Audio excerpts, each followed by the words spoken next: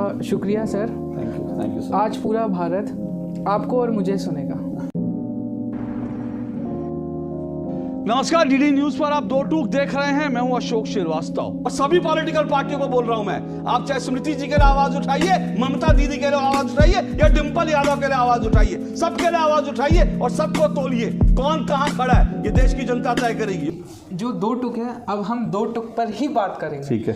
आप अपने विशेषज्ञों का चयन जनता को ध्यान में रखकर करते हैं या टीआरपी को ध्यान में रखकर? दूरदर्शन है, कहीं ना कहीं ये आरोप लगता है कि वह सरकार के पक्ष में है। आपके आंसर में काउंटर करना चाहूंगा। कोड नहीं देखने को मिलता, गिने चुने लोगों के वोटों में ये चीजें देखने को मिलती हैं। उससे मेरी नागरिकता पर क्या असर पड़ रहा है और मेरे को उससे क्या फायदा है? आपको कोई फायदा नहीं। ये एक न्यूज का जरिया है कि एक न्यूज बन के लोगों वर्तमान मीडिया पर गोदी मीडिया शब्द का आरोप धड़ल्ले से लगाया जाता है। इसमें आप भी उसमें शामिल हैं। सच बताऊं कि क्या होता है? सर सच तो बताना पड़ेगा आपको। सवाल है। इंडी गठबंधन, उनके एक नेता ने ये कहा था कि इंडिया अलायंस बनाया गया है सनातन धर्म को खत्म करने के लिए। आंखों को बरबस अपनी ओर खींचने वाला यह है दूरदर्शन, सत्यम शिवम सुंदरम, जो अपने सत्य पर हर एक खबर को आपके सामने लाता है, बुद्धिजीवी वर्ग में एक नई चेतना को उत्पन्न करता है।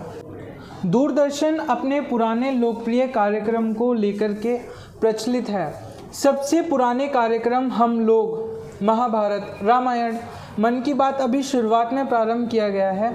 दूरदर्शन पर ऐसे विभिन्न कार्यक्रम आते हैं, लेकिन यहाँ हम बात करेंगे दो टुक कार्यक्रम की। दो टुक कार्यक्रम जो निष्पक्ष, सत्य और अपनी सादगी, सरलता और भाषा को लेकर के प्रचलित है। दूरदर्शन पर दो टुक न केवल विधायिका की कार्यवाही को प्रसारित करता है, बल्कि जनता से जुड़े मुद्दों पर गहन चर्चा और विश्लेषण प्रदान करता है। अशोक सर ने भारत के 3 सबसे बड़े प्रधानमंत्रियों के साथ इंटरव्यू किया है। आज मुझे सर के साथ इंटरव्यू करने का मौका मिला। आपका शुक्रिया सर। Thank you sir. आज पूरा भारत आपको और मुझे सुनेगा। सर, आप लगभग 20 सालों से डीडी न्यूज़ में कार्यरत हैं।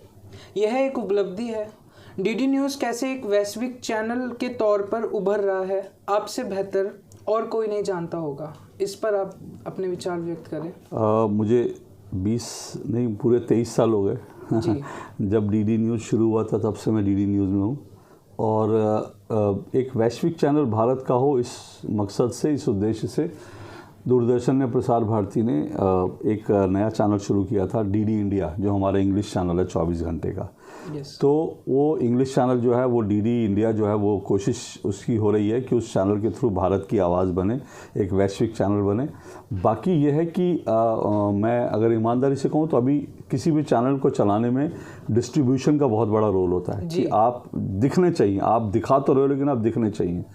तो अभी दुनिया के अन्य देशों में, भारत में तो हम भारत की आवाज़ हैं, इसमें कोई दो राय नहीं। हम भारत में माना जाता है भारत की आवाज़ जो है डीडी न्यूज़, ये दूरदर्शन है। लेकिन अभी दुनिया के विश्व पटल पर अभी हमें बहुत कुछ काम करना पड़ेगा। तो उसके लिए मुझे लगता है डिस्ट्रीब्यूशन पर काम करना पड़ेगा। अभी जब मैं पिछले दिनों प्रधानमंत्री नरेंद्र मोदी के दौरे की रिपोर्टिंग के लिए जब मैं अमेरिका गया था, तो अमेरिका में भी लोग मेरे को पहचाना, उन्होंने कहा हम आपको देखते हैं, आपके प्रोग्राम देखते हैं।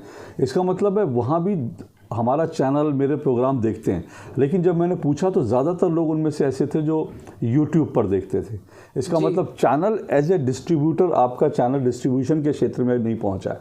तो मुझे लगता है उस पर काम करेंगे तो हम सही मायने में भारत की आवाज़ और एक वैश्विक चैनल बन पाएंगे। जी सर, बिल्कुल। ज़्यादातर आप विवादित मुद्दों का चयन करते हैं क्योंकि कंट्रोवर्शियल एक जो टॉपिक होता है, जनता उसमें इंटरेस्ट लेती है। जैसे बिग बॉस में किसी का झगड़ा हो जाता है तो उसको लोग देखना चाहते हैं। इस तरीके से न्यूज़ में भी ऐसा होता है, कुछ घटनाएं ऐसी होती हैं कि वो कंट्रोवर्शियल बन जाती हैं। तो आप अपने मुद्दों को, आप अपने विषयों को ज़्यादातर विवादित मुद्दे लेते हैं जिसमें लोग दोनों पक्ष को नहीं देख पाते। वो एक प्रतिबिंब है, स्क्रीन पर आता है। तो आपका इसको चुनने का क्या कारण है? देखिए, विवाद हम खड़े नहीं करते, विवाद तो देश के नेता खड़े करते हैं, देश की परिस्थितियाँ या कुछ मुद्दे खड़े करते हैं। और जो मुद्दा विवाद का हो या विवाद, भाई जर्नलिज्म क्या है? जर्नलिज्म है जहाँ कॉन्फ्लिक्ट हो वहाँ वो कॉन्फ्लिक्ट के इश्यूज़ पर जर्नलिस्ट रिपोर्ट करता है। अब मैं अगर देश की बात करना चाहूँगा तो आज राहुल गांधी ने जो बोला है, प्रधानमंत्री ने जो बोला, उसके ऊपर जब दोनों के बीच टकराव होगा तो वो न्यूज़ होगी ना। मैं अंबानी की बेटी की शादी हुई, अंबानी के बेटे की शादी, मैं उस पर तो प्रोग्राम नहीं करूँगा क्योंकि वो एक एंटरटेनमेंट तरह की चीज़ है।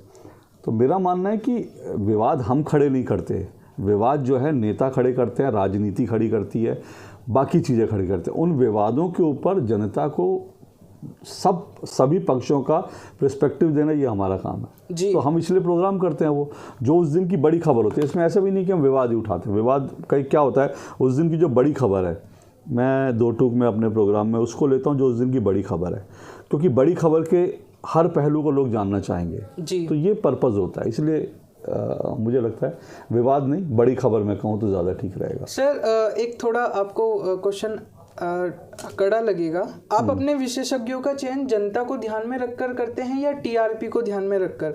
क्योंकि जहां दर्शन होता है वहां पे प्रतिदर्शन की संभावना बढ़ जाती है। इस पर आपकी टिप्पणी? देखो गौरव, पहली बात तो ये कि जर्नलिज्म में कोई कड़ा सवाल नहीं होता, और कड़े सवाल पूछने से ना आपको परहेज करना चाहिए ना मुझे सुनने से परहेज करना चाहिए। तो पहली बात तो कड़े सवाल का कोई इशू नहीं है, और ये वैसा कड़ा सवाल है भी नहीं। इससे कड़े सवाल हम पूछते हैं, हमसे पूछे जाते हैं। तो जहाँ तक विशेषज्ञों की बात है, टेलीविज़न में अच्छे बोलने वाले लोग चाहिए होते हैं, जो अच्छे आर्टिकुलेट कर सके, जो अपनी बात को बोलने वाले तो सभी हैं, हर एक के पास भाषा है, हर एक के पास विचार है, हर एक के पास थॉट है। लेकिन टेलीविज़न में क्या होता है कि जो अपनी बात प्रभावी तरीके से रख सके, या जिसके पास एक नया एंगल हो। हर खबर के कई एंगल होते हैं, क्या कोई विशेषज्ञ ऐसा है जो एक नए एंगल से उस पर बात कर सके ताकि व्यूअर्स को कुछ नया मिले। तो उस दिशा से, उस सोच के साथ हम जो है अपने विशेषज्ञता वो करते हैं। जनता क्या, देखिए टीआरपी तो टेलीविज़न में चलती है, टेलीविज़न पूरा टीआरपी का खेल है, लेकिन हम लोग टीआरपी के उसमें नहीं जाते, कम से कम दूरदर्शन में नहीं जाते हम हम टीआरपी जाएं। क्योंकि क्या होता है, टीआरपी तो इससे भी मिलती है कि जो ऐसे लोग हैं जो एक दूसरे को गाली गलौज कर रहे हैं, कुछ अपशब्द कह रहे हैं, टीआरपी उसमें मिल जाती है, ठीक है ना। किसी हीरो हीरोइन का झगड़ा हो गया, कोई ऐसी चीज़ होगी, उसमें टीआरपी मिल जाती है। हम उसमें नहीं जाते, हम उस टीआरपी के चक्कर में नहीं जाते, हम उस टीआरपी से अलग रहते हैं। जो विशेषज्ञों का चयन है, मैंने कहा हाँ, मुझे पर्सनली लगता है कि भारत में टेलीविज़न के साथ एक दुर्भाग्य की बात यह है कि टेलीविज़न कुछ चेहरों का खेल बन के रह गया। आप अगर चाहे देखेंगे तो एक ही चेहरा आपको एक ही विषय पर अलग अलग चैनल पर दिखाई देगा जी सर। यानी एक ही व्यक्ति जो है वो एनडीटीवी पर बैठा हुआ है, थोड़ी देर बाद वो जी पे दिखाई देगा, कुछ देर बाद आज तक पे दिखाई देगा। तो क्या है कि क्या कुछ ऐसे 50 या 100 लोग हैं, क्या देश उन 50-100 लोगों की सोच से ही सोच रहा है? जी नहीं, विस्तार होना चाहिए, नया होना चाहिए। यस, मैं कोशिश करता हूँ कि कुछ नई आवाज़ों को इंट्रोड्यूस करूँ। मैंने कई बार ट्विटर पर जिन लोगों ने मुझे कुछ लिखा, ऐसे बड़े कॉमन लोग थे, मैंने उनको भी अपने प्रोग्राम में जोड़ा, क्योंकि मुझे लगता है कि हाँ, सबकी वैरायटी ऑफ वॉइसेस होनी चाहिए टेलीविज़न की, ये जिम्मेदारी है।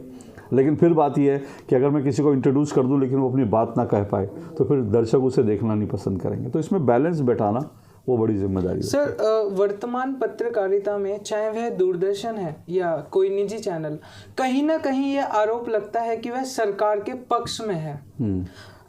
आप अपने विचार दें। सरकार के पक्ष में है या विपक्ष में है? देखिए, ये थ्योरी जो है ना, ये अनावश्यक थ्योरी गढ़ी गई है कि सरकार के पक्ष में, विपक्ष में। पत्रकार का काम सरकार के पक्ष में या विपक्ष के में खड़ा होना नहीं है। पत्रकार का काम है सच के साथ खड़े होना। जी सर। अगर फ़र्ज़ कीजिए, मैं एक ही बात कहता हूँ, मान लीजिए जैसे एक अभी नागरिक संशोधन कानून आया, सीए कानून आया। अब फ़र्ज़ कीजिए कि भारत सरकार नागरिक संशोधन कानून को संसद में पास करती है और कहती है कि भाई ये कानून देश के लिए ज़रूरी है, ठीक है, और विपक्ष कहता है कि हम इस कानून को लागू नहीं होने देंगे। तो मैं क्या सरकार का विरोध में जाने के लिए मैं सीए कानून की आलोचना करूं? जो कानून देश के हित में हो उसको और सरल शब्दों में समझाता हूं मैं जी।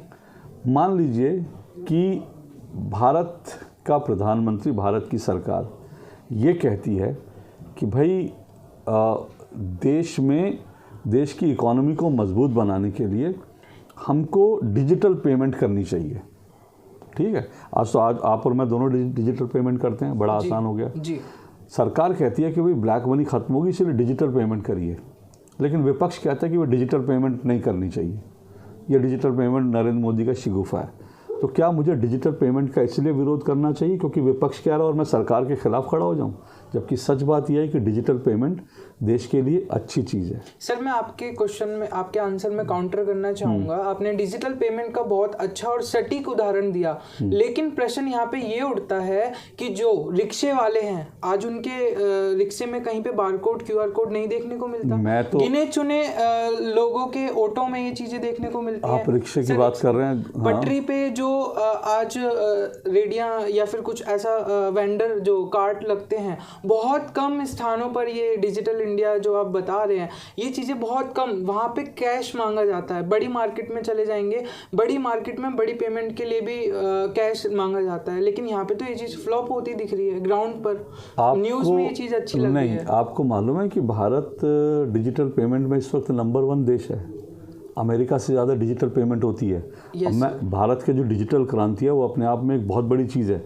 अब जैसे आप कह रहे हैं, हो सकता है आपको, मैं नहीं कहता कि 100% डिजिटलाइजेशन हो गया, लेकिन मैं तो जाता हूँ सब्ज़ी वाले के पास भी जाता हूँ तो मुझे वो अपना मोबाइल फ़ोन दे देता है कि उससे पेमेंट कर दो। रिक्शे वाले के पास भी होता है। हो सकता है कि अगर 100 रिक्शा वाले हैं उसमें से 40 के पास ना हो, ये संभव है। Yes sir. लेकिन वो आप ये सोचो ना कि उन 40 के पास भी डिजिटल पेमेंट होनी, दिक्कत उनके साथ है जो बड़ी पेमेंट लेते हैं, है ना, क्योंकि ब्लैक मनी वहाँ है। गरीब आदमी को डिजिटल पेमेंट से कोई दिक्कत नहीं है, उसके लिए दिन में 2,000 रुपये पेमेंट होगी, उसको क्या फ़र्क पड़ता है। डिजिटल पेमेंट से दिक्कत उसको होती है जिसकी लाखों की हेरफेर होती है, उसमें वो टैक्स बचाने के लिए करता है। तो इसलिए डिजिटल पेमेंट अच्छी चीज़ है। दूसरी चीज़, भारत का डिजिटलाइजेशन जो है उसका सबसे बड़ा उदाहरण क्या है? आप सोचिए, अभी कोरोना आया था, अमेरिका जैसा देश अपने जो उसके नागरिक थे उनके तमाम नागरिकों को वो कोरोना का सर्टिफिकेट, वैक्सीन सर्टिफिकेट प्रोवाइड नहीं कर पाया। लोगों को जाकर अपना वैक्सीन सर्टिफिकेट जो है आपको दफ्तरों के चक्कर काट के लेना पड़ा। अमेरिका में, भारत में आपने वैक्सीन लगाई, थोड़ी देर में आपके मोबाइल पे आपका वैक्सीन सर्टिफिकेट आ गया। Yes sir. तो ये डिजिटलाइजेशन जो है ये भारत के लिए अच्छा है। तो अब क्या मैं इसका, क्योंकि मुझे सरकार का विरोध करना, मैं पत्रकार हूँ इसलिए मुझे डिजिटलाइजेशन का विरोध करना चाहिए? नहीं। तो मुझे लगता है कि आप सरकार का पक्ष लें, विपक्ष लें, विरोध करें, ये मुद्दों पे आधार होना चाहिए और सच के साथ होना चाहिए। अगर सरकार सच कह रही है और वो मुद्दा ऐसा है जो देश के लिए अच्छा है तो मैं सरकार के साथ हूँ। अगर सरकार ख़राब कह रही है, गलत कह रही है तो मैं सरकार के विरोध हूँ। और अगर विपक्ष जो है देश के खिलाफ जाके, अगर विपक्ष के नेता ये कहते हैं, राहुल गांधी विदेश में जाके ये कहते हैं कि भारत में लोकतंत्र खत्म हो गया, तो क्या मैं ये ढिंडोरा पीटूँ कि भारत में लोकतंत्र खत्म हो गया? मुझे तो नहीं लगता भारत में लोकतंत्र खत्म हो गया। आप भी यंग वोटर हैं, मैं भी वोटर हूँ। हर चुनाव में मैं वोट देता हूँ, हर चुनाव में मैं अपनी सरकार चुनता हूँ। उसके बाद मैं, क्या विपक्ष ये कह रहा है कि भारत में लोकतंत्र खत्म हो गया तो मैं विरोध करने के लिए विरोध करूं? नहीं। पत्रकार को सच के साथ होना चाहिए, तथ्यों के साथ होना चाहिए।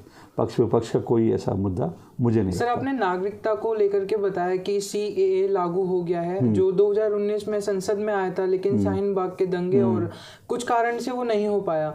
लेकिन जो CAA लागू हुआ है उससे मेरी नागरिकता पर क्या असर पड़ रहा है? कुछ नहीं पड़ रहा। और मेरे को उससे क्या फायदा है? आपको कोई फायदा नहीं हो रहा। ये एक न्यूज का जरिया है कि एक न्यूज बन के लोगों के सामने नहीं, आपको कोई फायदा। CAA आपके लिए नहीं है, मेरे लिए नहीं है। आप और मैं दोनों हिंदू हैं, हमारे लिए नहीं है। जो भारत के मुस्लिम नागरिक हैं उनके लिए भी नहीं है। लेकिन विपक्ष ने क्या एक झूठ फैलाया कि भारत के मुसलमानों की नागरिकता ले ली जाएगी। अब ये सच है कि झूठ है? झूठ है ना। Yes sir. तो फिर ये झूठ क्यों? अगर ये झूठ विपक्ष बोलता तो क्या मुझे विपक्ष के साथ खड़े होना चाहिए? नहीं। CAA आपका मेरा कंसर्न नहीं है। CAA वो वादा है जो भारत ने विभाजन के समय उन लोगों से किया था जो पाकिस्तान चले गए, बांग्लादेश चले गए। ये वादा किसने किया था? ये नेहरू जी ने किया था। ये वादा बाबा साहब भीमराव अम्बेडकर ने किया था। ये वादा महात्मा गांधी ने किया था। लेकिन सर, बात ये की जा रही है कि 2014 से पहले जो लोग शरणार्थी थे वो पाकिस्तान, बांग्लादेश और एक जगह 2014 से पहले जो वहाँ से आ गए, है ना। हाँ, आ गए। अब समय के साथ मुझे लगता है उसकी कट ऑफ डेट बढ़ाई जाएगी। अगर मान लो आज भी, मान लो अभी तक तो 2014 तक है, अब फ़र्ज़ करो कि 2014 के बाद एक बार फिर पाकिस्तान में मान लो एक बार फिर दंगे होते हैं, या पाकिस्तान में तो आटे के लिए मर्डर हो रहे हैं, तो वहाँ धर्म के नाम पर क्या होता है हमें पता है। तो वहाँ पर मान लो हिंदुओं के साथ, सिखों के साथ, ईसाइयों के साथ जो है उनके साथ एक बार फिर जो है दंगे होते हैं, उनको मारा जाता है 2014 के बाद, और उनमें से बहुत सारे लोग जान बचाने के लिए भारत आ जाते हैं। तो भारत को क्या करना चाहिए?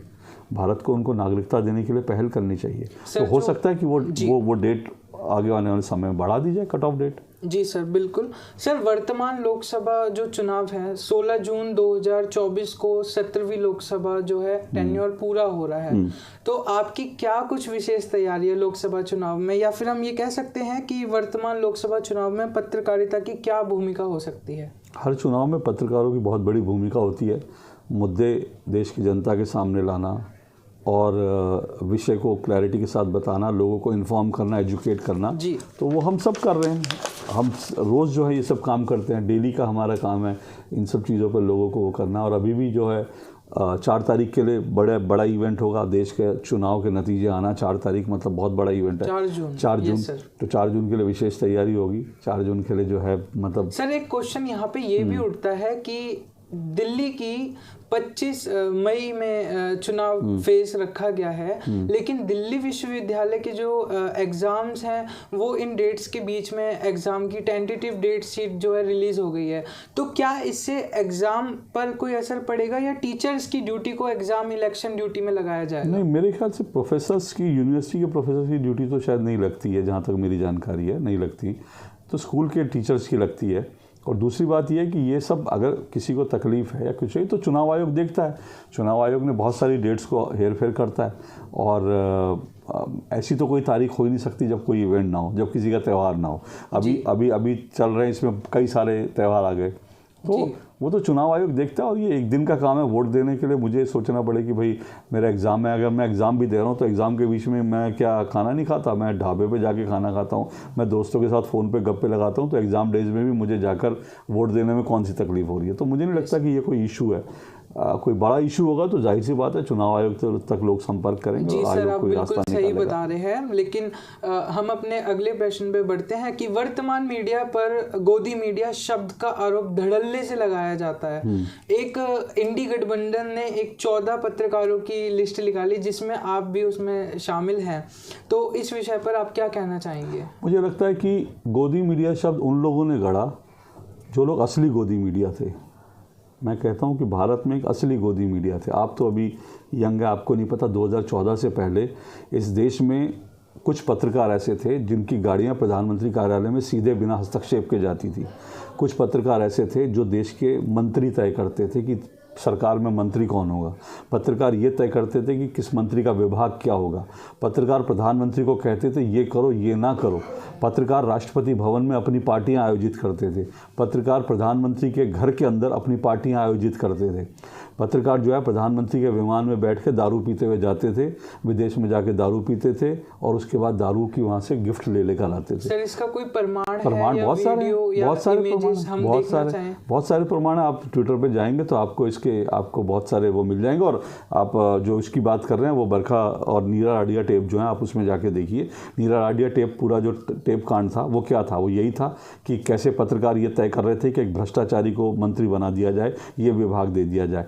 जो नेक्सस था सरकार के साथ पत्रकारों का, वो नीरा राडिया टेप कांड में उजागर हो चुका था। उसके ऊपर पूरी उसकी सब चीज़ें सामने आई हैं। विमान में जो प्रधानमंत्री के विमान में जो लोग पत्रकार जाते थे ऐश करते हुए, उसकी तस्वीरें सामने आ चुकी हैं। और मैं तो खुद भी पिछले कई साल से 20 साल से मैं लगातार प्रधानमंत्री के विदेश दौरे जाता हूँ। मैंने खुद अपनी आंखों से देखा है कि पत्रकारों को गिफ्ट क्या क्या मिलते थे, क्या क्या चीज़ें मिलती थी, दारू कैसे गिफ्ट मिलती थी, मुफ्त की शराब मिलती थी। अब ये सब चीज़ें बंद हो गई। तो जैसे ही बंद हुई, जैसे कुछ पत्रकार जो सरकार की असली गोदी में बैठे हुए थे, जिनको बहुत सारी सुविधाएं सरकार से मिल रही थी, वो बंद हो गई तो वो बिलबिलाने लगे, चिल्लाने लगे। अब आपको जो है बैठे बैठाए आपके पिताजी जो हैं वो, या मतलब कोई आपका कोई जानकार हो, कोई मित्र है, आपको हर महीने जो है 10,000 रुपये देता है कि यार जा ऐश करो, और अचानक से वो 10,000 रुपये देना बंद कर दे, तो आप कहोगे, उसको गाली दोगे कि यार देखो यार, मतलब कैसा बदल गया, धोखेबाज हो गया। तो ऐसे लोग जो हैं फिर वो करते हैं। तो उन्होंने गोदी मीडिया शब्द गढ़ा क्योंकि वो असल गोदी मीडिया है। लेकिन सर सवाल ये बहुत बड़ा उठता है कि आपको क्यों शामिल किया? आप तो सरकारी चैनल में काम कर रहे हैं और आप पक्ष के साथ विपक्ष करते हैं, आप किसी के लिए कुछ गलत नहीं करते, फिर आपका नाम ही क्यों उसमें जोड़ा? अब देखिए, ये तो उन लोगों को तय करना है। मैं मानता हूँ कि अगर आप विपक्ष की बात करेंगे, मैं मानता हूँ विपक्ष की इस समय सबसे बड़ी भारत के विपक्ष की विडंबना ये, भारत के विपक्ष के पास नीतियों का अभाव है, सही सोच का अभाव है। जिस वक्त विपक्ष को नरेंद्र मोदी से लड़ना था, उस वक्त वो पत्रकारों से लड़ रहे हैं। ठीक है, कांग्रेस के प्रवक्ता आए दिन टेलीविज़न चैनलों में बैठकर गाली गलौज करते हैं। क्या इससे देश को अच्छा मैसेज जाता है? नहीं। आप भारत के प्रधानमंत्री को गाली गलौज करते हैं, आप ये कहते हैं, कांग्रेस के नेता खड़े होकर कहते हैं कि हमें ऐसे लोग चाहिए जो नरेंद्र मोदी का सर फोड़ सकें। अब क्या भारत में तो इसलिए तो ये जो कांग्रेस के अंदर है ना, एक फ्रस्ट्रेशन आ गया। मैं इस बात का मानता हूँ कि विपक्ष को भारत में मजबूत होना चाहिए, लेकिन विपक्ष के पास अच्छे नेता हैं। लेकिन दिक्कत क्या है, विपक्ष के पास अच्छे नेता हैं लेकिन अच्छे नेताओं की सुनी नहीं जाती वहाँ पर। इसीलिए कांग्रेस से जो अभी जो नेता छोड़ के जा रहे हैं, क्यों छोड़ के जा रहे हैं? क्या ज़रूरत थी आपको राम मंदिर का विरोध करने की?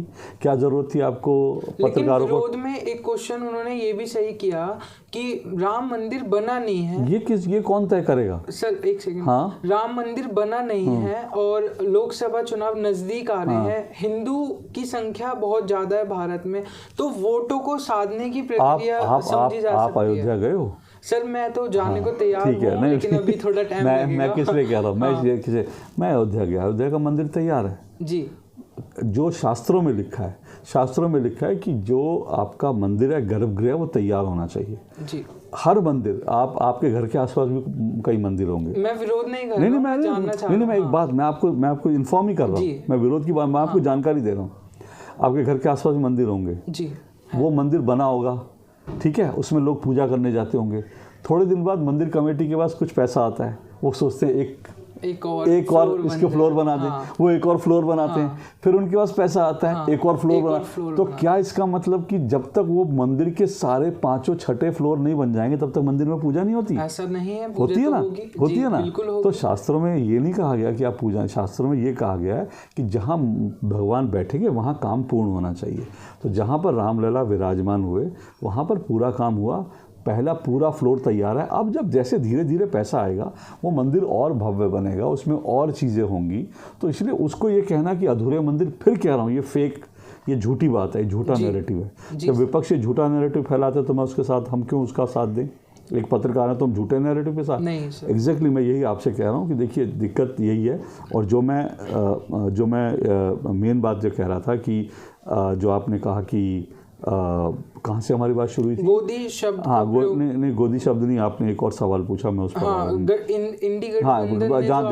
जहाँ तक बहिष्कार किया। तो मेरा ये मानना है कि मैं तो उनको बुला के मौका देता था जी। मैं तो कहता हूँ आइए मेरे कार्यक्रम में, और दूरदर्शन पर, डीडी न्यूज़ पर 2 टूक के प्रोग्राम शुरू होने से पहले ऐसा कोई मंच नहीं था, कोई कार्यक्रम नहीं था जिसमें विपक्ष के नेताओं को बुलाया जाता हो। कोई प्रोग्राम नहीं था, चाहे वो कांग्रेस सरकार हो चाहे बीजेपी सरकार हो। 2 टूक ने एक नई क्रांति शुरू करी। दूरदर्शन, जिसको सरकारी चैनल बोलते हैं, वहाँ पर विपक्ष को बुलाकर अपनी बात रखने का मौका दिया गया। लेकिन सवाल यही है कि आप अगर मेरे प्रोग्राम में एज ए जर्नलिस्ट, अगर मैं आपके सामने एक बात झूठ रखता हूँ, ठीक है, आपको मालूम है सच क्या है, तो आप मुझे करेक्ट करोगे? आपका काम क्या है? आवाज़ तो उठाएंगे। आप कहोगे नहीं, सच बात ये है, आप जो कह रहे हो वो सही नहीं है। तो मैं भी यही करता था, जब मेरे कार्यक्रम में आकर कांग्रेस के प्रवक्ता या विपक्ष के प्रवक्ता अगर कोई झूठ बोलते थे, कहते थे कि भारत में लोकतंत्र नहीं है, कहते थे भारत में मीडिया की आज़ादी नहीं है, तब मैं उसको काउंटर करता था, और काउंटर भी करता था फैक्ट्स के साथ। मैं कहता था कि अगर भारत में मीडिया आज़ाद नहीं होता तो आप सरकार के चैनल में बैठ के सरकार की बुराई कैसे कर रहे होते? भाई, दूरदर्शन सरकार का चैनल माना जाता है जी सर। राजीव दर्शन एक टाइम में कहा गया था, एक टाइम में इंदिरा दर्शन कहा गया था। उस चैनल पर आप कांग्रेस के नेता आएंगे, बैठेंगे, कहेंगे नरेंद्र मोदी जो है वो तानाशाह है। तो इसका मतलब अगर भारत में तानाशाही होती, मीडिया आज़ाद नहीं होता, तो क्या दूरदर्शन पर कांग्रेस के नेता ये कह सकते थे? नहीं सर। लेकिन कहते हैं ना, तो इसका मतलब कि दूरदर्शन आज़ाद है, मीडिया आज़ाद है। तो अगर आप मेरे प्रोग्राम में आके कहोगे मीडिया आज़ाद नहीं है, तो मैं आपको काउंटर करता था, मैं फैक्ट्स देता था। वो कांग्रेस को ख़राब लगता था इसलिए उन्होंने मेरा बहिष्कार कर दिया। अब इससे ज़्यादा मैं क्या कह सकता हूँ। जी सर, आप बिल्कुल सही कह रहे हैं सर। भारतीय मीडिया उद्योग के जो पैटर्न हैं बदलते जा रहे हैं। रोबोटिक टेक्नोलॉजी आ गई है, ड्रोन सिस्टम आ गया है, आर्टिफिशियल अलायंस की एंकर आ गई है, artificial alliance modulation voice over आ गया है। सर, शिक्षक और छात्र जो मीडिया के हैं उनमें एक चिंताजनक स्थिति बन गई है, क्योंकि जो हमारी पढ़ाई है वो थ्योरी है, उसमें प्रैक्टिकल यानी कि रोजगार के लिए जो प्रैक्टिकल वर्क आना चाहिए, एक्सपीरियंस कहा जाता है, वो उसमें नहीं है। इसको लेकर के आप क्या कहना चाहेंगे? देखिए, पहली बात तो एआई, मैं मानता हूँ कि एआई ह्यूमन को रिप्लेस कभी नहीं कर सकती, चाहे कितना हो जाए, मेरा ये मानना है। एक असली एंकर को जो भाव के साथ जो हर खबर के भाव समझता है वो एआई एंकर नहीं समझ पाएगी। तो इसलिए एआई से चिंता नहीं करनी चाहिए। हाँ, टेक्नोलॉजी आती है तो चीज़ें होती हैं, हाँ वो सब जो चीज़ें आ रही हैं वो नई टेक्नोलॉजी। अब आप आज मोबाइल पे रिकॉर्ड कर रहे हो, एक टाइम में आपको बड़ा सा कैमरा लेके जाना पड़ता था, तो वो टेक्नोलॉजी आना अच्छी चीज़ है, उसमें कोई दिक्कत नहीं है, नई टेक्नोलॉजी पे जाना चाहिए। बट क्वेश्चन ये उठता है कि कॉलेज में जो चल रहा है, जितने भी मीडिया संस्थान हैं, गिने चुने कॉलेज में प्रैक्टिकल है। अब आप चाहते हो कि मैं कॉलेज और यूनिवर्सिटी के बारे में सच बताऊं कि क्या होता है? सर, सच तो बताना पड़ेगा आपको, सवाल है। सच तो देखो, सच तो ये है कि भारत की यूनिवर्सिटीज़ में, कॉलेजेस में, ठीक है ना, जो मीडिया की पढ़ाई होती है वो निहायत ही उसका स्टैंडर्ड बिलो स्टैंडर्ड है। वो बच्चों को सही जानकारी नहीं मिलती है, ठीक है। मैं खुद कई यूनिवर्सिटीज़ के साथ जुड़ा रहा, मैं बीच में महर्षि यूनिवर्सिटी के साथ जुड़ा रहा, मैं कई कॉलेजेस में, दिल्ली यूनिवर्सिटी में जाता रहा, मैं कई जगह जाता रहा, और मैंने देखा कि वहाँ पे सिस्टम पूरा रॉटन है। पूरा एक सोच बनी हुई है कि भाई पीएचडी करके आएगा वो जर्नलिज्म पढ़ा लेगा। अब जैसे मैं बताता हूँ, मैं पिछले 20 साल से एंकरिंग कर रहा हूँ, तो मैं आपको बता सकता हूँ ना एंकरिंग की क्या चुनौती है। अब जो किताब पढ़ के जिसने एक थ्योरी लिख करके जो मास्टर बन गया, टीचर बन गया, प्रोफेसर बन गया, वो आपको क्या बताएगा एंकरिंग क्या होती है? उसने खुद एंकरिंग नहीं करी होगी। वो आपको क्या बताएगा भाषा, जिसके पास खुद भाषा नहीं होगी, ठीक है। वो जिसने कभी अखबारों में एक लेख नहीं लिखा होगा, वो आपको कैसे बताएगा कि सही लेख क्या होता है? तो ये जो भारत के एजुकेशन सिस्टम में ये जो एक जर्नलिज्म को लेकर, खास मैं बाकी कोई बात नहीं करता, मैं जर्नलिज्म की बात कर रहा हूँ। जर्नलिज्म क्योंकि एक प्रैक्टिकल चीज़ है, समझने की, पढ़ने की चीज़ नहीं, सीखने की चीज़ है। तो जो जर्नलिज्म में जो यूनिवर्सिटीज़ में, इंस्टीट्यूट्स में ये जो किताबें पढ़ के लोग पढ़ाते हैं, पीएचडी डिग्रियां लेके लोग पढ़ाते हैं, इससे पत्रकारिता का बहुत नुकसान होता है, बहुत नुकसान हो रहा है। मैं आज भी ऐसे बच्चे जानता हूँ जो डिग्री लेकर आते हैं, लेकिन उनको जर्नलिज्म का ABCD नहीं पता होता, क्योंकि उनको पढ़ा ही नहीं गया, कसूर उनका नहीं है। उनको पढ़ाने वाले जो थे वो जर्नलिज्म नहीं जानते थे, तो पढ़ाएंगे कैसे? ये चिंता है। और इसीलिए जो है प्रोफेसर इन प्रैक्टिस का जो एक कॉन्सेप्ट आया, मुझे लगता है उस पर सीरियसली काम करना चाहिए। जो लोग इंडस्ट्री से जुड़े हुए हैं, मीडिया से जुड़े हुए हैं, मीडिया इंडस्ट्री में जिन्होंने काम कर रखा है, ऐसे लोगों को ज़्यादा से ज़्यादा उनकी सेवाएं लेनी चाहिए, ज़्यादा से ज़्यादा उनको यूज़ करना चाहिए यूनिवर्सिटी को। नहीं तो भारत में पत्रकारिता की जो स्तर और गिरेगा ही। और जो पढ़ कर आ रहे हैं, मुझे लगता है कि उनको अपने करियर बनाने में भी बहुत चैलेंजेस आएंगे। जी सर, बिल्कुल, जैसा कि आपने बिल्कुल सही कहा, क्वेश्चन का आंसर बहुत सटीक और निष्पक्ष था। मैं जानता हूँ आपने सच्चाई बताई, वो बहुत एक अच्छी चीज़ है। इंटरव्यू को यहीं पे हम समाप्त करते हैं, और आपके लिए एक छोटी सी क्वाइट इंटरव्यू में मैंने लिखी है। मैंने खुद को ना ही कल लिखा था, मैंने खुद को ना ही आज लिखा है, मैंने तो अब लिखा है। मैं निष्पक्ष हूँ, मैं एक देशभक्त पत्रकार हूँ।